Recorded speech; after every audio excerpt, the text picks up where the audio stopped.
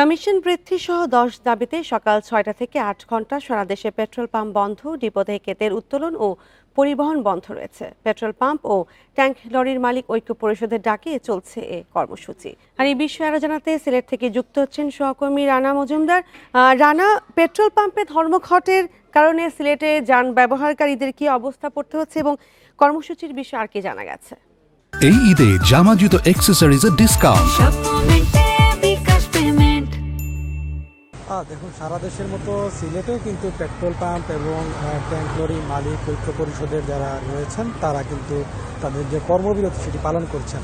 এবং আপনি জানেন আজকে সকাল 6টা থেকে এই কর্মবিরতি চলছে এবং সিলেট জেলার মধ্যে শতাধিকেরও উপরে কিন্তু এই যে পেট্রোল পাম্পগুলো রয়েছে সেগুলোতে কর্মবিরতি চলমান রয়েছে।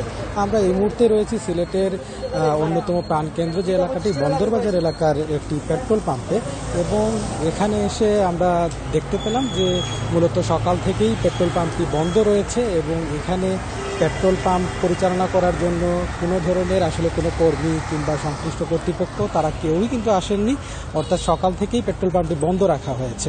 এবং আমরা এখানে এসে আরেকটি বিষয়ে যেটি লক্ষ্য করলাম যে আসলে মূলত এই যে পেট্রোল পাম্পগুলো বন্ধ থাকার কারণে সবচেয়ে বেশি ভোগান্তিতে পড়েছেন কিন্তু সাধারণ জনগণ, এবং অনেকেই আসলে এটি জানেন না। তারা হঠাৎ করেই এসেছেন, অনেকে ভেবেছিলেন যে আসলে গতকালকে রাতে তেল ভরে না রেখে আজকে সকালে অফিসে যাওয়ার সময়, আদালতে যাওয়ার সময় কিংবা নিজ নিজ গন্তব্যে যাওয়ার সময় যে কোনো পাম্প থেকে তারা তেল ভরে নেবেন।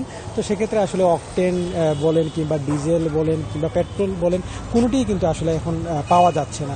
এবং এক্ষেত্রে তারা বলছেন যে এই যে হঠাৎ করেই এইভাবে তাদের যে কর্মবিরতি পেট্রোল পাম্প মালিক সমিতির, সেক্ষেত্রে তারা অনেকটাই ভোগান্তিতে পড়েছেন। এবং আপনি জানেন যে সিলেট কিন্তু আসলে একটি পর্যটন অধ্যুষিত এলাকা, এবং এই যে পর্যটন নির্ভর এলাকা হওয়ার কারণে এখানে কিন্তু অনেক পর্যটকরা আসেন প্রতিদিনই।